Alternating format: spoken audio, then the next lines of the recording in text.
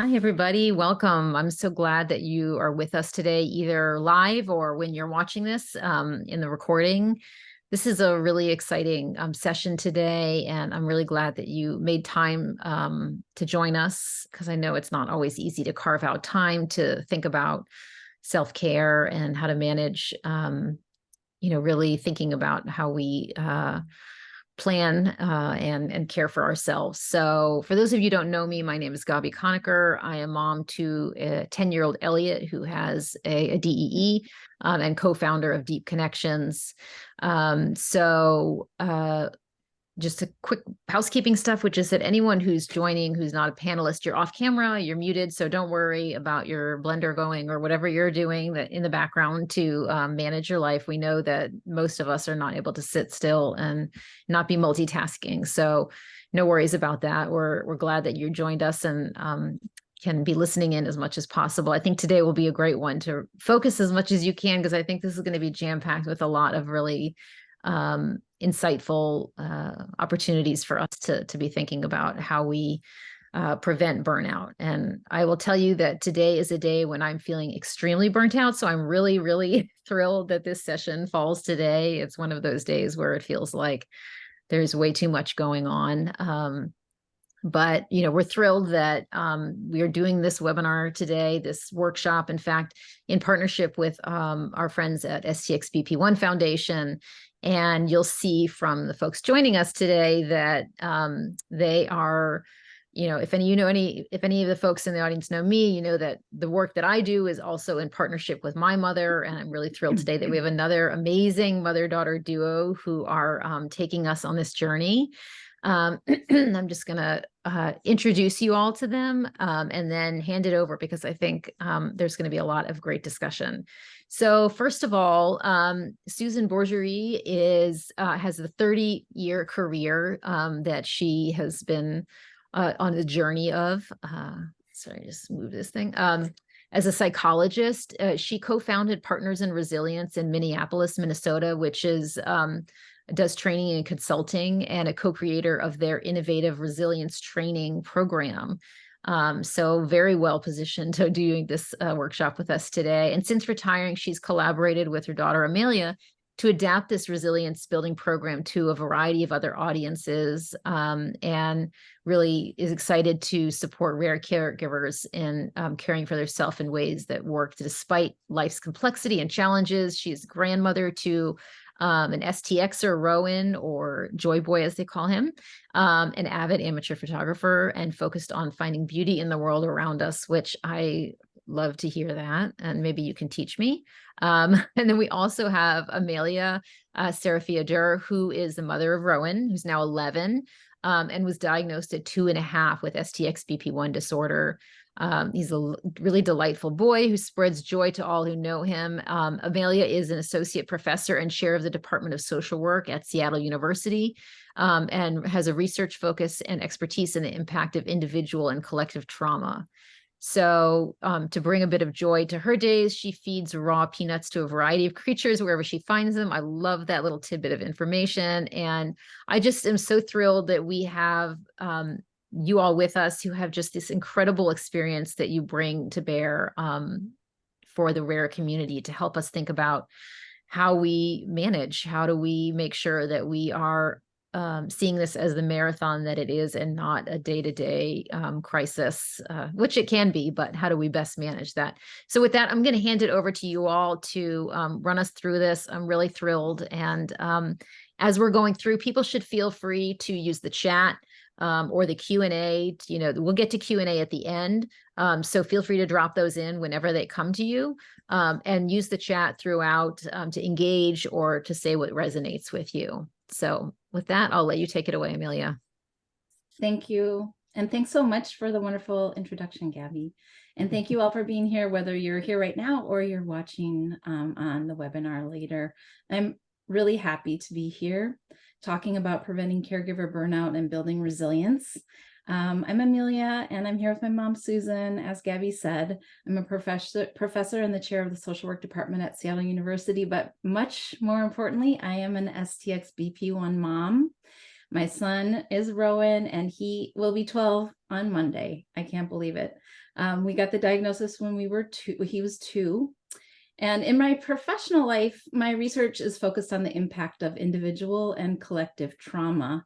And I have a special interest in resilience and how to build it in the face of extreme and chronic stressors.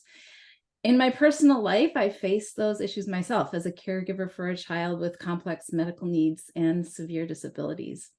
I'm really grateful that I am able to share this presentation with you all, who I really do consider family, in the sense that we share an experience caring for a child with developmental and epileptic encephalopathies that others just don't truly understand. And I hope there will be something in here that will be helpful for you. I'm co-presenting today with Susan Bourgerie, my mom, and Rowan's grandma, or Nana, as we say, who is, as Gabby said, a now retired psychologist who has decades of expertise in resilience-based approaches to addressing stress, burnout, anxiety, and depression. So we've been working together over the last decade, really, to combine our mutual interest in resilience for use in supporting people who are working in healthcare, in mental health care and social services, and also to caregivers of children with complex medical needs and disabilities. I want to start with this image, and this was a post made by disability justice advocate Amanda Griffith Atkins, who is a mom of a child with severe disabilities, and she was just sort of fed up with the whole self-care trend. So she posted this image that says, "The irony of screaming practice self-care at parents who are trying to keep their kid alive." And then she followed up by saying, "Can we stop going through the motions of preaching self-care to parents who are utterly exhausted, under-resourced, and discouraged? Instead, can we offer practical support such as childcare, respite care, reduced fee therapies, insurance cooperation, legislative change that supports disabled people and their families, marital and sibling support, ... The list could go on. I'm sure we could all add to it, like research funding, pay for parent caregivers who in states where we don't have that option, truly inclusive schools. We could add a lot to this. And I start with these pictures because, number one, I completely relate. And number two, I want to acknowledge that so often things that are suggested as ways to care for ourselves are simply out of reach for parents and caregivers like us. Suggestions like just take some time to yourself, or go on date night, take a vacation, etc., can be out of reach, or actually sometimes even impossible for families like us who might have tremendous difficulty finding childcare, spend every extra penny on medical care and equipment, have strained relationships with partners or families or friends, and sometimes suffering from depression, anxiety, or even PTSD. Yes, self-care is so important, especially when we have to be at our best to care for our children. But we also need to find ways to build our own resilience and capacity that are realistic in the context of our unique situations. But also keep fighting for those structural changes that can make our lives so much easier. Our hopes for this webinar are that we can together start to find ways to nurture our ability to be the best caregivers we can be for the longest we can for our children. So our intentions for this time, this little bit like hour or so, a little bit less, are to understand the impact of chronic stress and burnout on our body and minds, particularly for parents and caregivers of children with complex medical needs and disabilities, to share thoughts and ideas on how to tap into and build our own resilience in the face of life's stressors. We'll have a couple pieces of experiential activities, and then hopefully leave you feeling encouraged and able to build on this time to feed your own resilience in ways that work for you. I want to start with joy. So just take a moment to yourself to think about and call to mind something that brings you total joy. It can be anything at all. It can be funny, poignant, nonsensical, whatever you want, as long as it brings you joy. And I'm talking about unabashed joy. Like, for example, this morning, I was having one of those laughing sessions with my son, where we call it laugh o'clock, where somehow he just gets a funny bone. And so we tickle him and he laughs so hard. It's the kind of laughing where you can't not laugh if you're in the same room. So that kind of joy. So what is it for you that brings you joy? I'm just going to pause for a moment, and you can bring it to mind, bring some things to mind. You can even write them down. You can even put them in the chat if you want and share them with us. What are the things that bring you joy?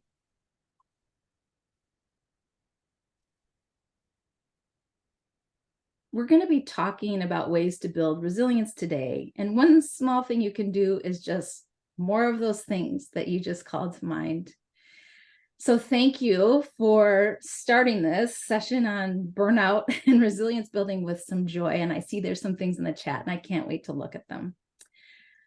I'm going to make a little bit of an abrupt shift. So I started with joy on purpose, because here we go down the road to talking about the impact of stress. So stress and its impact in our lives, spoiler alert, it's not good news, right? But that should not be probably a surprise to any of us. And we're beginning by talking about the impact of stress on our bodies and in our lives to lay a groundwork of understanding what we're dealing with, and then moving forward to talking about what we can do about it. So the good news is that we have really as our absolute birthright as human beings, the inner resource of resilience, which is the antidote to stress. So let's keep that in mind as we dive into this topic of stress. So I'm guessing if I asked you all, how many of you would consider yourself to be stressed right now? Many of you might say yes. I would say yes. Gabby started by saying this is the day she felt particularly burned out. So if that is true for you, if you would say yes, if I asked you that question, you're not alone. A recent study just published at the end of last year that was about stress by the American Psychological Association reported that over a third of us are experiencing stress levels that are completely overwhelming on most days. And then over 3/4, 76% of people experience negative effects of stress on their physical health. So things like headaches, fatigue, feeling anxious or depressed. And 72% of those experience more serious health impacts like sleep difficulties, constant worry, or using drugs or alcohol in order to cope. Now, this was a survey of the general population. And we know that in addition to ordinary life stressors, those of us who love and care for kids like ours have extraordinary stressful factors. Although each one of us has unique experiences, some of the extraordinary stressors that we face may include things like increased caregiving demands, sometimes 24-hour close supervision, like I have to do with my son, challenges finding qualified childcare, nonstop dealing with healthcare and insurance systems, financial strain due to medical needs and limited availability for working, living with uncertainty in the future, heightened need for vigilance, more medical crises, unmet needs for support, whether it's emotional or practical support, strained relationships with partners and friends or family. So it'll be no surprise to us that research shows that those who care for children with complex medical conditions and disabilities are 2 to 3 times more likely to show signs of depression and anxiety. We self-report lower overall levels of mental health and well-being. We report more difficulty in carrying out responsibilities of our daily life. We're more at risk for relationship conflict, and we're more at risk for parental burnout, which we will talk more about in just a moment. So given all of that, what action can we take? We can begin by understanding the stress response cycle. This might be very familiar to you, but I'm going to go over it just briefly. And this is the natural way our bodies respond to any acute stressor in our environment. And we begin here because if we understand how our bodies are operating in response to stress, we can develop effective ways of managing and minimizing its impact on our health and well-being. So the stress response cycle, what's up here on the screen, it's set in motion whenever we perceive, our brain perceives a threat in our environment. So I'm going to use just a simple example that some of you might be able to relate to illustrate the stress response cycle. So let's say, for example, I am sitting in my living room and my son is happily doing his thing. He's bouncing and swiveling in his favorite chair in the corner of the living room. He's happy, I'm relaxed, he's giggling, we're enjoying the moment. And I turn my head just for a minute to pick up a water bottle from the table, and I hear a loud crash coming from his direction. So that stress response cycle is set in motion. On the left-hand side of the screen where it says event, that crash is the event. And And that's when the stress response cycle is set in motion, that blue line there. The event indicated on the left side of the chart happens. My ears hear the crashing noise. It sends a signal to my amygdala, that area of our brain that is the major processing center for emotions. My amygdala sends a distress signal to my hypothalamus, which functions as that command center for the body. And the hypothalamus sends a signal to my adrenal glands, which releases a surge of adrenaline and cortisol. So I feel the effects immediately. My heart beats faster. It pushes blood to my muscles and my heart. My pulse rate and blood pressure go up. I start to breathe more rapidly so my lungs can take in as much oxygen as possible. That extra oxygen is sent to my brain, increasing my alertness. So my sight, my hearing, other senses become sharper. I'm thinking, what's wrong with my son? What happened? And then glucose and fats from temporary storage sites in the body are released and flood my bloodstream, supplying me with energy. So I'm primed and ready for action. This is what we call that flight or fight response. And it all happens like that. All of those things are happening like instantaneously when my brain perceived a threat. Oh my God, something happened to my son. So I turn, and fortunately, the crash I heard is a result of my naughty cat, Dee, who has knocked over a bag of miscellaneous toys onto the floor as he leapt from the couch. Rowan is still twirling and bouncing in his favorite chair. So I take a deep breath. I move to pick up the pieces scattered all over the floor, and my brain is realizing the threat has passed. But it takes a while for those hormone levels, those stress hormone levels to come down, my heart rate to come down, my breathing to slow, my blood pressure to return to baseline, and my other body systems to return to normal. And so you can see that it takes a little bit of an extended time for that blue line to come back down to our baseline. That is the stress response cycle. And it's a simple example of the stress response, reduced to its elements to illustrate the way which our body responds to an alarming trigger. But the reality of our lives is that many of these alarming threats are not simple, and they can happen multiple times a day. Every time one appears or happens, our body keeps on responding. So you can see on this chart, the event, they're happening one after another. And this is very familiar to me, especially on bad seizure days. We never get a chance to return to normal. So the events keep happening.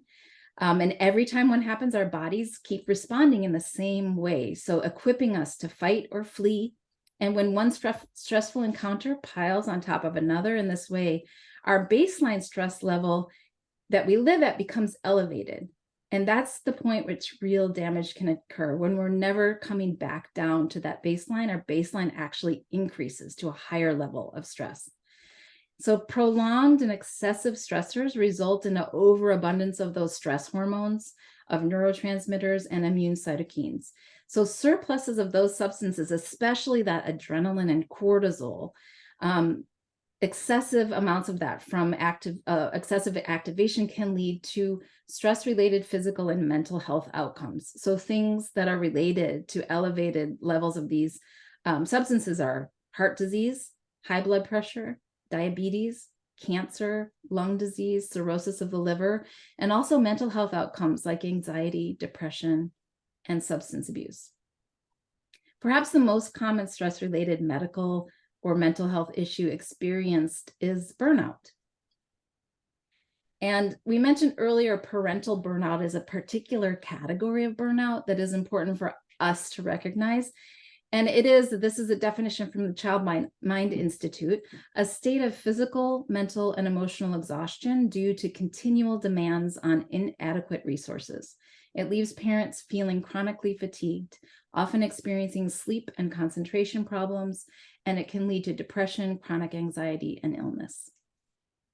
Some signs of parental burnout in parents include intense physical and mental exhaustion, feeling drained, tired all the time, emotional detachment, feeling alone in the world, irritability and frustration, anxiety or depression, increase in unhealthy escape behaviors like drinking, smoking, or unhealthy eating, sleep disorders and other health issues such as headaches and muscle aches, and feelings of inadequacy or a loss of sense of accomplishment related to parenting. So if you relate to any of these, and I certainly do, please take heart, because Research on families like ours also show that in the midst of all of the stressors and difficulties of caring for children with complex medical and developmental issues, we show remarkable resilience. Multiple studies on the impact of traumatic stressors on individuals conclude that many of those who experience trauma show incredible resilience and actually thrive in the aftermath. In studying this phenomenon, psychologists coined the term post-traumatic growth, defining it as positive psychological change that is experienced as a result of the struggle with highly challenging life circumstances. And post-traumatic growth doesn't deny deep distress, but it holds that adversity can unintentionally yield changes in understanding of oneself, of others, and of the world.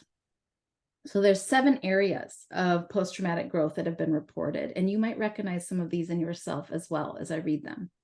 A greater appreciation of life, greater appreciation and strengthening of close relationships, increased compassion and altruism, the identification of new possibilities or purpose in life, greater awareness and utilization of personal strengths, enhanced spiritual development, and creative growth. The italicized ones here are ones that are particularly true in studies of parents of children like ours. So all of this is what we wish for ourselves, all of us, and practicing the skills that we will describe today increase the likelihood that this type of growth can be realized, that we can tap into our inborn capacity for resilience, not just to survive, but to manifest this type of personal growth as well. And thankfully, there are pathways out of the depleted state of chronic stress that decrease the likelihood of negative health outcomes and restore our resilience. Resilience, most commonly defined as the ability to bend and not break and bounce back from difficulties, it really is our natural state. You can just look at nature and see examples everywhere, like this tree that grew in this way because of the intense wind in that climate, or this little teeny piece of green in the middle of asphalt. Resilience is really essential to a joyful life, to be able to live in that place of joy that we started with the session thinking about. And joy, by the way, also is our natural state. And I know this to be true because of my son. Just look at him. He wakes up with a smile. Every morning we have cuddle time, and most days, except if he's having a particularly bad seizure day or not feeling well, but most days, even before he opens his eyes, those very first moments of consciousness are accompanied with a smile. That's the first thing that appears on his face, and I know he's waking up. So joy and resilience are both really our true natural states as humans, but they're under attack by many things, including the stressors of the world. So as we go through life and adversities, our resilience slowly burns out without proper care, but it's not permanent. So how do we cultivate resilience? The very basic way that resilience works is built through the amazing capacity of our brains to change and to grow. As caregivers of kids with DEE, we are probably very familiar with the important role of the brain. Back in the day, they used to believe our brain was only capable of change and growth in the first few years of life, and that from about 16 on, there was no change in your brain, only decline. But we now know this is absolutely not true. In fact, our brain is always changing. It's been shown through injecting dye into the brain that actually shows new brain cells being grown. It makes it visible. But it's been proven that even up till the very moment of death, our brains are growing new cells. It's fascinating. So neuroplasticity and neurogenesis, neuroplasticity is our brain's capacity to change, the capacity to rewire old patterns that may have been forged through chronic stress or trauma. And neurogenesis is our brain's ability to grow new cells to replace the old. Those two things really represent hope and possibility of change. So even if we feel stuck in negative patterns, our brains are constantly rewiring and growing, and that gives us hope for a different experience. Okay, so how do we feed our brains, our bodies, our hearts, our spirits in ways that will nurture the innate resilience that we have? Over to I will me. turn it over to my mom to All right. go through some ways to do that. Take it away, All Mom. right. Okay. Well, as Amelia has just described, our supply of resilience is innate. We are born with it. And when it's depleted, it's renewable.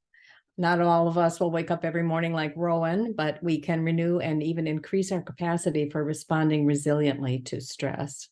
There are some specific skills and practices we can develop that have been shown through research and through experience to increase overall well-being and decrease the incidence of depression and anxiety, reduce stress levels, and burnout. The model we're presenting here is based on, but adapted by us. It's based on work by Partners in Resilience, this group Amelia mentioned that I was a co-founding of, a vital group, and we developed and delivered this training in resilience building in a variety of mental health settings.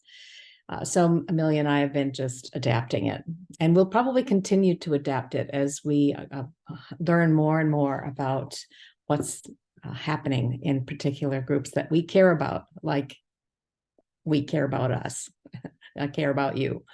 So there are three main clusters of pathways, each of which has an associated number of skills and practices. These are body, mind, and heart. So this is a whole person model. The body pathways are the essential foundation of the others and are focused on cultivating our physical health and well-being.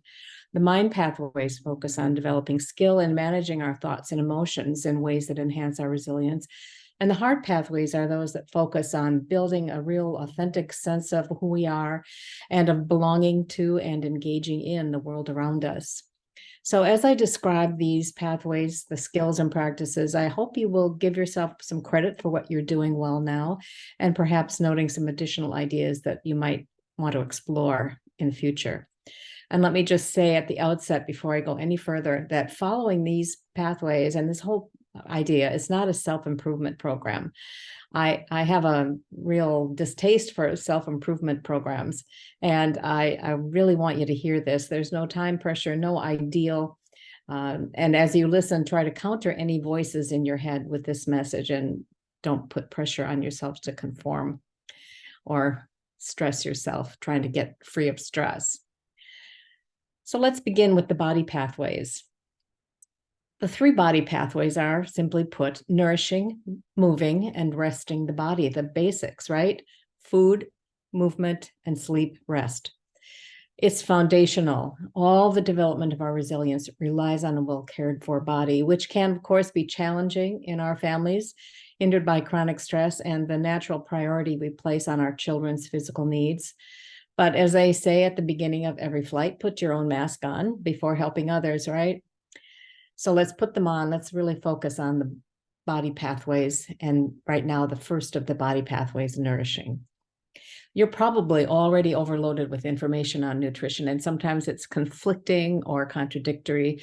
And of course, there are special health needs that may require some unique adaptations. But to keep it simple for basic understanding of how to eat for resilience, first, eat a variety of foods, because the wider the variety, the more likely you are to include what's essential. Increase the amounts of fruits and veggies you eat. In the upper right-hand corner, this slide is the U.S. Department of Agriculture's visual, illustrating and recommending nutritional guidelines. They suggest dividing your plate into 4 quadrants, with fruits and vegetables taking up half the plate. Now, I feel a little bit, right now I'm having one of those voices. So this is just an ideal. This is a goal. Proteins and grains should take up the other half. This is a very simple way to see if you're balancing your intake. And we should definitely say no to the SAD diet. The SAD diet is the standard American diet and is low in fiber, low in fruits and vegetables, high in saturated fat, and high in sugar due to the large amounts of processed foods that are marketed and that we consume. It is calorie dense and nutrient poor, so just say no.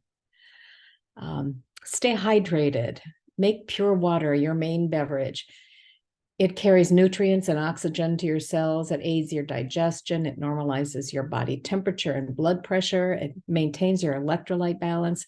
And I can speak personally, it truly does impact your energy level. A minimum recommendation is 32 to 48 ounces a day, something like that. Drink it regularly over the day and pay attention to thirst, because being thirsty means you're already beginning to be dehydrated. And finally, slow down and eat mindfully. I know this is not always easy, particularly at a family dinner table, but paying attention while we are eating has multiple benefits. First of all, it's that we will actually experience and enjoy what we're eating. And also, spending enough time chewing allows digestion to begin where it should. The enzymes that are secreted in the chewing process are the first step in healthy digestion, which enables our bodies to take advantage of the nutrients in the food we eat. We do need to remember that it's not enough to just eat them. We have to have a body and a digestive system that's well cared for. And finally, mindful eating leads to eating proper portions most of the time anyway. We eat when we're hungry, and we're more likely to stop when we're full if we're paying attention. So that is the basic of nourishing. Let's move on to movement.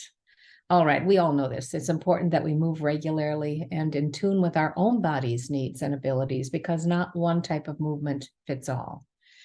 When we think of movement, we think exercise. Some of us have more positive feelings about that than others. Exercise like running, cycling, hiking. That's a very important part of staying healthy and resilient, and we should all build it in somehow. But exercise is not the only movement that matters. Any and all movement can be beneficial for body, mind, and emotions. And that 10,000 steps a day idea that arrived quite some time ago now is based on this. Even short 10 minutes validated. Even 10-minute periods of physical activity matter in our health. So in order to resilience, we might start thinking movement routine, setting our timers to take that stretch break or that short walk. Keep moving. Resting. I think it's safe to say in this group that we have a rest deficit. Our bodies and minds are often crying out for rest, and often we don't take the time or have the time to listen. Or if we hear, it seems life is so demanding, we can't really do what we need to do. So we become irritable, fatigued, maybe shut down, emotionally withdrawn, unavailable.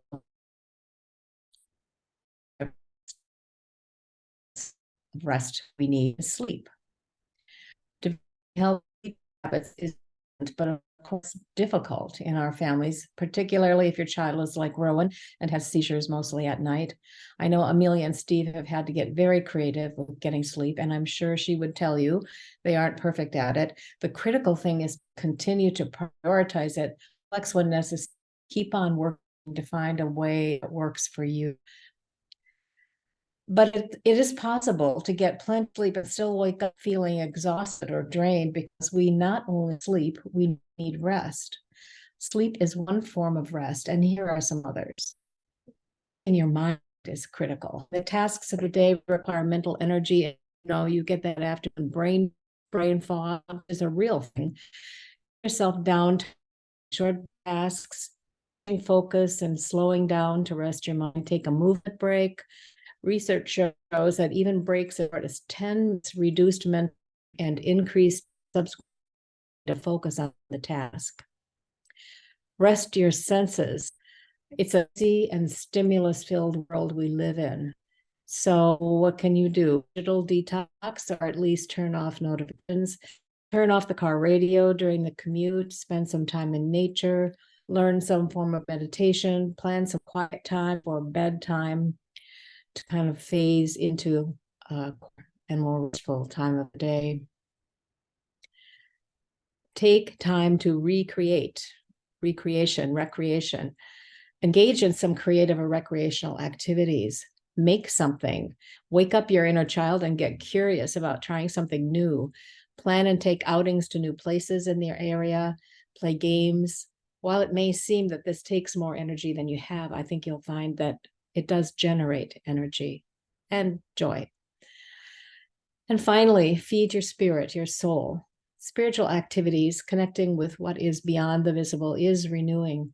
For some people, this is a community of like-minded people, like-minded spiritual seekers. For some, it's solitary prayer or meditation. Art, music, or time in the natural world can also renew the spirit.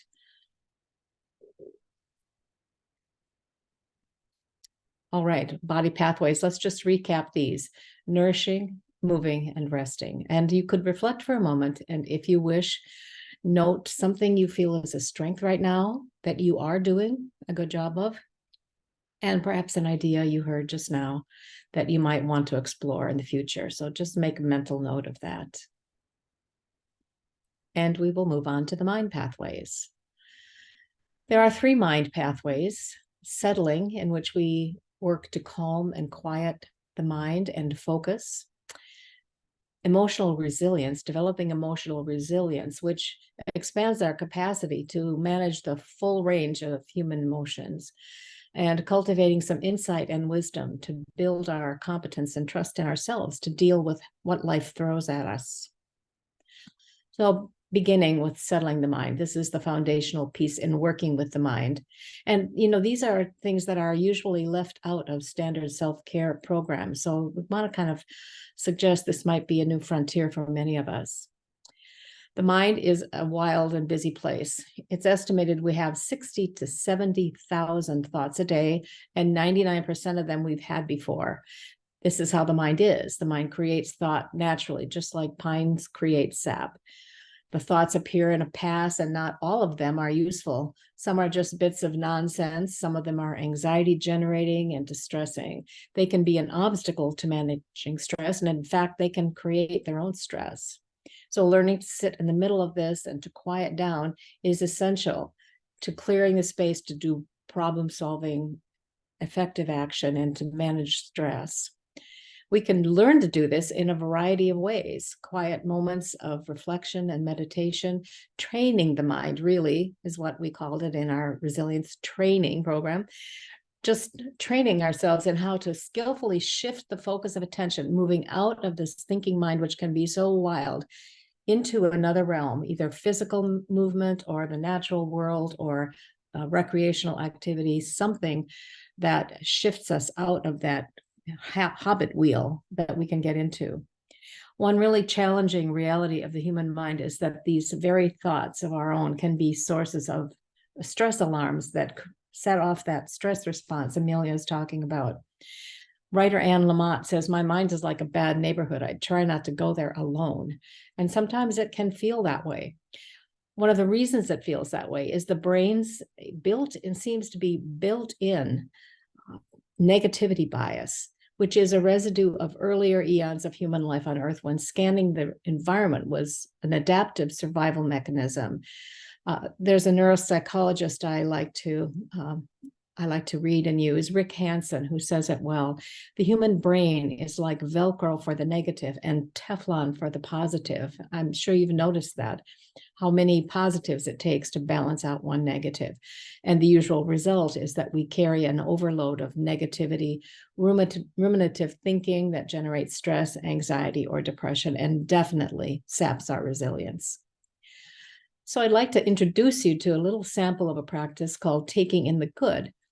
It's a powerful balance for the negativity bias, and when practiced regularly, it does create new neural pathways in our negatively attuned brains and thoughts. This is an example of the neuroplasticity that Amelia's been talking about.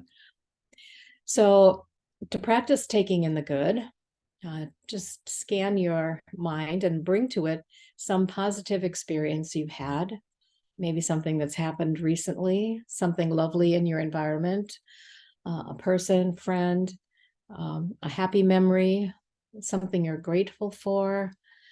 It doesn't have to be $1 million moment, just whatever comes to mind, first thought that brought enjoyment or some positive energy into your day. And bring it to your mind now, imagining the scene, the surroundings, the people present, if there are some. You might notice the colors, the landscape, the sounds, the smells.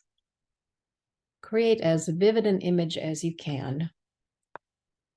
And don't worry if you can't find one today. You're just practicing. This is a practice you can repeat, but some small good thing.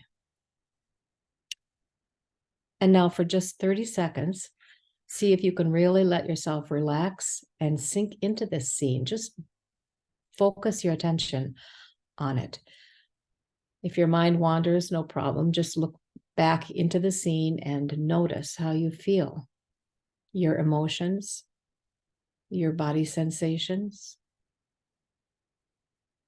the energy you might feel. If the mind wanders, just come back.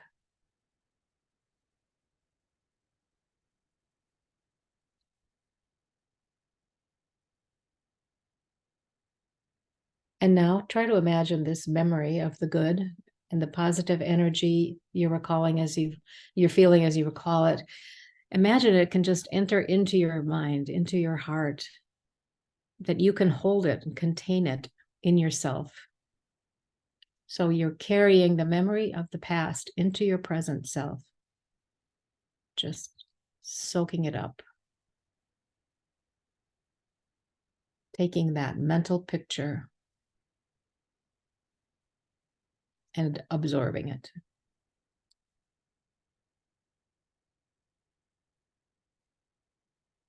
And now I'd like you to return your attention to the present, but take your time.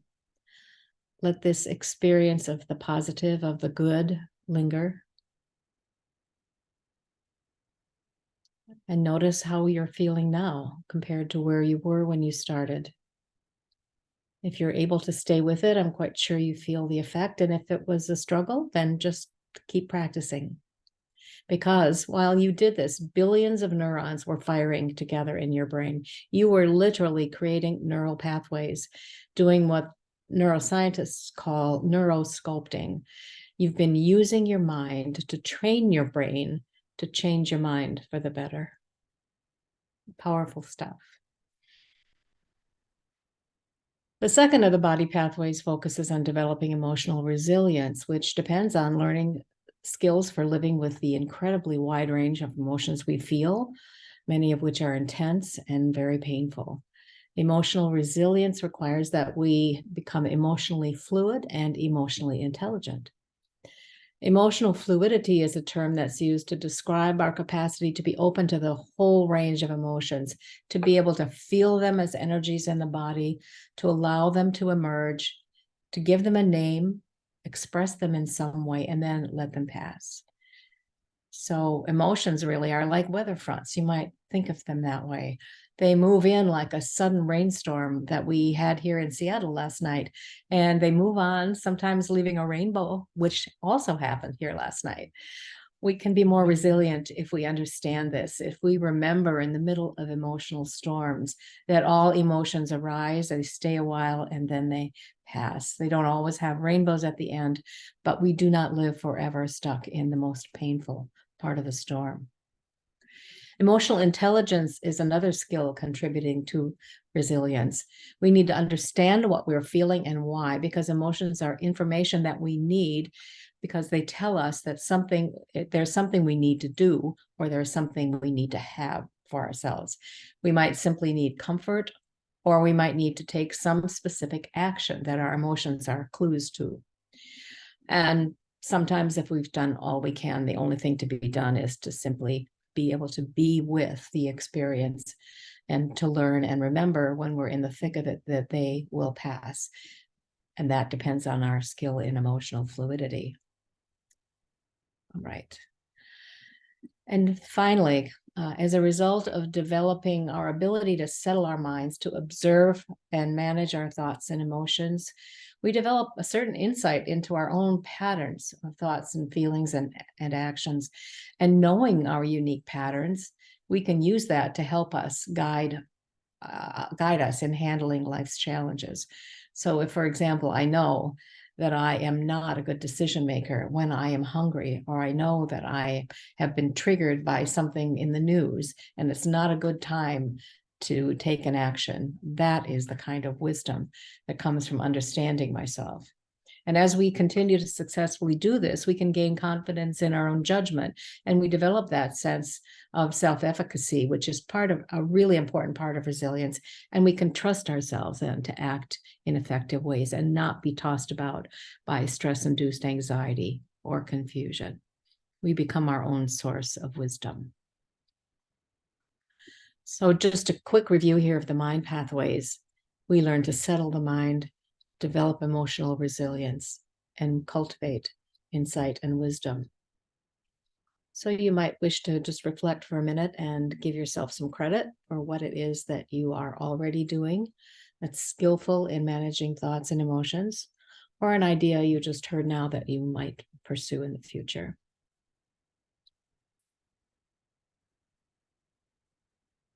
And then we will move on to the hard pathways of authenticity, belonging, and engaging. A resilient self is a connected self, connected to oneself and to others. The heart pathways help us to build and maintain these connections. The first of these heart pathways is authenticity. Becoming authentic begins with developing an accepting and positive sense of self. Amelia, could you move to the next slide? Thank you. Or more simply, this means being who you are, wherever you are, comfortable with that. Authenticity and becoming authentic, we look inward rather than focusing on the expectations of other people, that we ask ourselves some deep questions of who am I? What do I value? What gives my life meaning and purpose? And this will definitely be, it's not a one-time process. It will definitely be a repeated process throughout the lifetime as we move through various life stages. In the search for answers to these questions, we look deeply into our own hearts and minds, and perhaps also outward, our mentors, the wisdom traditions, spiritual teachings, and other sources for help in clarifying our meaning and purpose. Belonging. We are meant for connection. We long to belong. It's in connection with others that we find love and acceptance, security, growth, and mutual support for building our resilience. We all have circles of belonging, from inner circles of intimates to neighborhood, community, workplace, and beyond. It's important to pay attention to them because many factors in life can make that difficult. So focusing on reaching out, building and maintaining these at all stages of life as they change and evolve meets that need for belonging that's so essential. And finally, engaging, being actively involved. Of course, this begins at the friends, family, workplace, the circles of belonging I just mentioned, but the opportunities for engagement are many, from small acts of support for local organizations to national and international levels of engagement. Engaging brings us into the realm of possibilities and the energy of shared vision and the joy of seeing that vision become reality, which is what I know happened in this organization, deep connections. This only exists because of the decisions that Gabby and a few others made to do engagement, to take action in line with their needs, their values, and their desire to create community and solve problems, to find answers that can only be found through engaging with others. This kind of engagement feeds resilience, and although I'm sure there's plenty of exhaustion along the way, engaging ultimately strengthens us all. It brings hope and encouragement, and in so doing, it feeds our resilience. Before we move to the closing of this time together, let's quickly review these last three pathways: authenticity, belonging, and engagement. Taking a minute to note what you might be doing now and in the future. And please remember, again, this is not a massive self-improvement project. Please be positive and gentle, appreciating all the effort and care for yourself you already have been doing. And that's evidenced by just showing up for this presentation. And we'd like to offer one last resilience building practice for you, to take with you. Remember back when we were talking about the chronic stress cycle and how it's constantly triggering that flight or fight response, which causes havoc? Well, the good news is we have the ability to quell that response by using our brains, specifically the prefrontal cortex, which is the home to the autonomic nervous system that without any thought regulates our heart rate, our breathing, our digestion, and it's that part of the nervous system that gets impacted by stress. Under regular conditions, the ANS helps us stay centered and balanced and resilient. But if we are frightened or in the cycle of chronic stress, then we are pushed into a state of distress. The ANS is central to resilience because it can help us return to a calm state. And specifically, we can do that and aid that with the production of oxytocin, which is naturally occurring. It's that hormone of safety and trust, of bonding and attachment, sometimes called the love hormone. Anytime we're feeling safe, warmed, loved, cherished, we release a little dose of oxy in the brain. Even just thinking of times that we felt this way can release it. Oxytocin is the brain's direct and immediate antidote to cortisol, which is the hormone released in chronic stress. So we want to end with a very short exercise that activates a little oxytocin, and one that you can use as you move into your day. There are brain cells, literally brain cells, surrounding the human heart. So fascinating. And they're activated when we experience grief, disappointment, shame, heartbreak. But when we breathe a sense of goodness and safety into the heart slows down. The heart relaxes, the body relaxes. And reaching out with a hug, then a hand on the back, a hand on the heart, can release oxytocin. Even recalling a memory, as we did in the Taking in the Good exercise a while ago, can affect us physiologically. We've abbreviated a longer exercise here called hand on heart because we often need just a little burst of oxytocin to bring feeling of well-being when it's difficult. Just scanning your mind for a minute, look again into your memory. Just see if you can find a moment when you felt a positive and warm connection. Friend, partner, child, pet. The oxytocin burst is strongest, of course, with a friend, a partner, in a relationship that has history and intimacy, but can also happen in a very simple moment, kind gestures from one to another. A friend who offers a hug or a kind word when you need it, a listening ear. If we are really paying attention to the messages that come with these simple acts, we would hear, I see you, I care about you, you matter to me. So as you remember such a moment, see if you can hear those messages, see if you can remember the emotions and sensations that come up with that memory. And while doing that, place your hand on your heart, literally feeling the warmth of your hand on your heart. Take a deep breath, inhaling fully and exhaling, feeling the warmth. Taking another breath, relaxing the body, savoring that feeling of warmth and this connection to feeling cared for and connected in that moment to another who cares for you. Hand on heart is a simple yet powerfully calming gesture, and pairing it with memories of being cared for strengthens it. So we suggest that you practice it regularly. Hand on heart, the physical gesture that links you to experiences of feeling loved and cared for. Placing the hand on the heart and the deep breathing along with it activates that parasympathetic nervous system that calms us down. And evoking the image of feeling safe and loved can activate the release of oxytocin.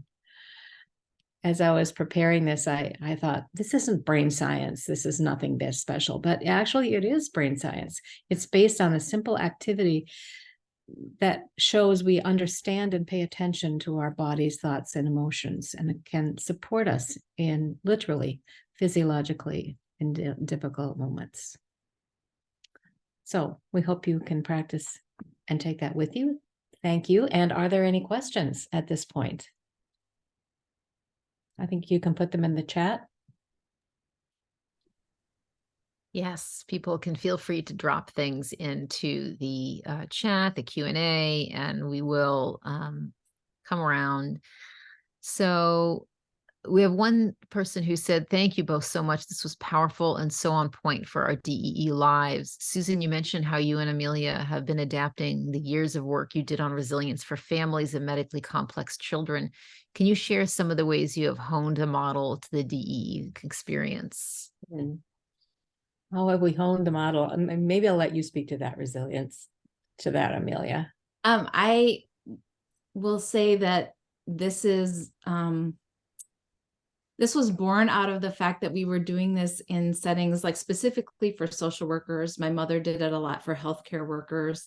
And then we shifted into social service providers because that's my field.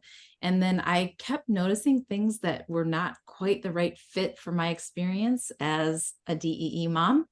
And so when we had a STX-BP1 summit this summer, I just said, hey, if you all want a session on resilience building, I'd love to do it, because I knew it would be an opportunity for me to think about how we could adapt it to this particular community. So that was the first time where I actively tried to think about ways to shift it to be more applicable for us. And this is an extension of that. So I would say we're at the beginning of that process. But one of the ways, some of the things that are suggested that I talked about in the beginning that are just not possible, like I say, I can't do that. I literally can't find, my mom is here visiting. She's in the next room, so we can be on Zoom. But we don't have a family support system here, and it is extremely hard to find anybody to care for our son because of his medical needs. So we can't just go on a date night, so things like that. Just thinking through, what does it mean when we look at the literature and the recommendations? What does it mean in the context and the realities of our lives? That's some of the main work that we did. And also making things shorter and simpler so we can fit them into our lives. I'm sure many of you watching this or who are here now have a lot going on in the background. I can hear my son just got home from school. He's squealing downstairs. So we have a lot happening that doesn't always make it easy for us to do some of the things that are suggested. So I am really looking forward, because it's personally and professionally a synchrony, like for me to be able to think about my professional work and how it actually applies to a community that I care so much about, which is us. And so I'm starting this process. We've started it, and I would love feedback, because that would help us do that more. Yes. I want to just add to that and say that this model, in the way that I used it with my colleagues in my practice, was a 10-week program, 2.5 hours a week, with all kinds of meditation, mindfulness exercises, all kinds of deeper nutritional, functional nutrition practices that required that people be very able to come every week and participate in a group and then take homework home. And, it's really clear to me that that's not something that our families can do at this point in time. So looking for ways to break that into manageable chunks. And I think that someday we should write a book, but that's, when Amelia's ready. I'd read that. And I think this segues nicely into this next question, which is that when things are hitting you from all sides and everything is out of your control, how do you suggest finding ways, or if you have tips about how to build in time for this, these strategies, or slowing down? I first want to just say it's hard. There's no easy answer to that question. It's hard.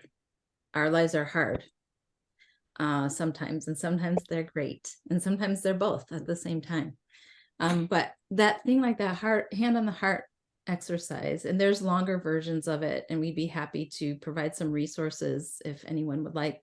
But doing simple, like you can do, I have done that laying in bed with my son after he's had seizures, and I'm watching him, and I have been, the stress response is, I can feel it has coursed through my body. I have done that just lying next to him. So I don't have to take moments out of what I'm doing already, but I can actually take that time to restore some of the harm that was done in my body, having to deal with the stressors of what happens on a regular basis in my life. And the more things that you can try out and see what actually fits with you, that you like, that you resonate with. There's lots of different activities.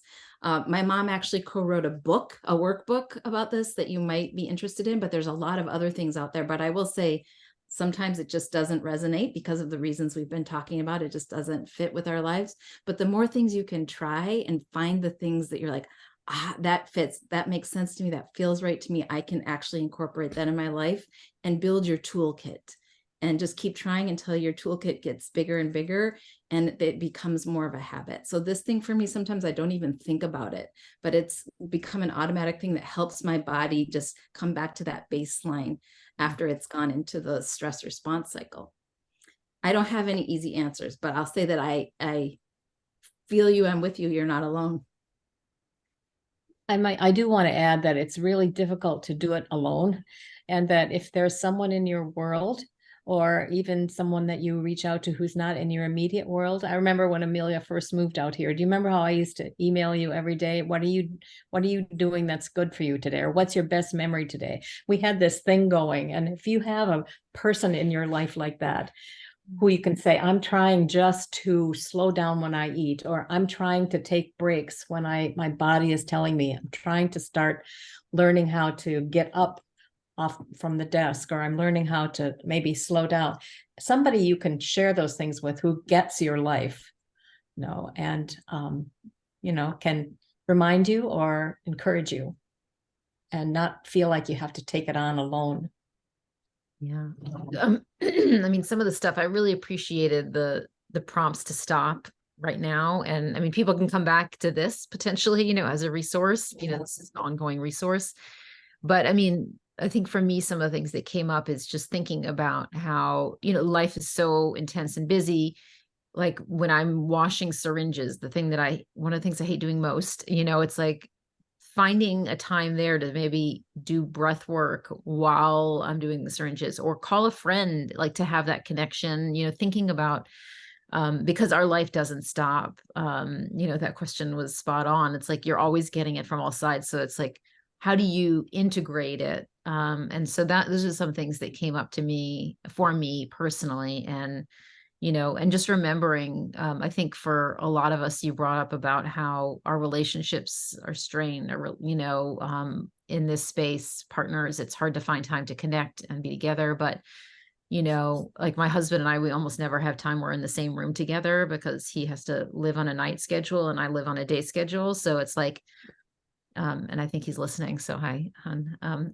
But like, just finding ways to like maybe just lay a hand on each other every now and again and just connect, even though we're like ships passing in the night, so that's what came up for me. I'm sure that other people, feel free to drop something in if there's something else that's coming up for you.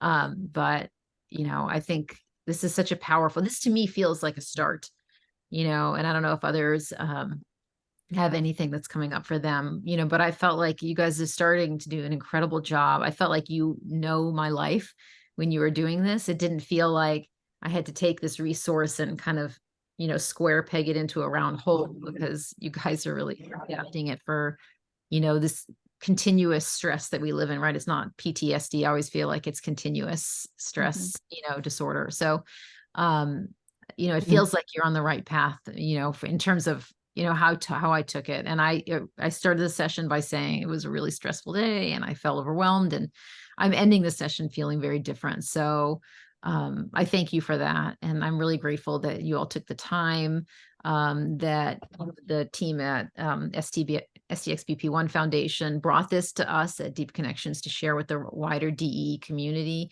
And we, of course, welcome you guys back anytime to come and workshop with us and try things out, have an opportunity to continue to be in this space with us, because I think this is so incredibly valuable, that we are, first of all, having these discussions, because sometimes it just feels hard to even stop to think, about doing any of this. And I love the self-care quote you started with. It's like, are you kidding me? I'm trying to keep my kid alive and you want me to like take a vacation? Not going to happen. So yeah, I don't know if you guys have any closing thoughts before we head out, but just sending a lot of love and care towards everyone who is here and who watches it afterwards.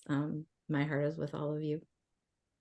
And keep building those deep connections, right? Yeah, absolutely. Love the name of your organization. It's just thank you. Yeah, it resonates.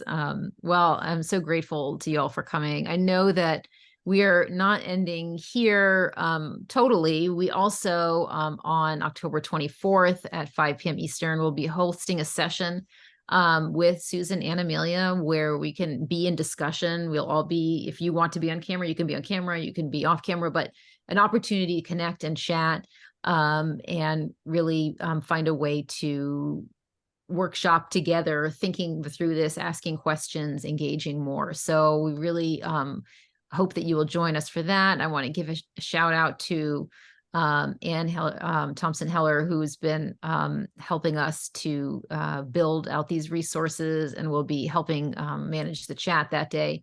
So hope you'll join us for that and in other sessions that keep coming up. So a huge thank you again to Susan and Amelia and to our folks, our friends at STXBP1 Foundation. We'll see you all next time. Thank you. Bye-bye. Bye. Take care, everyone.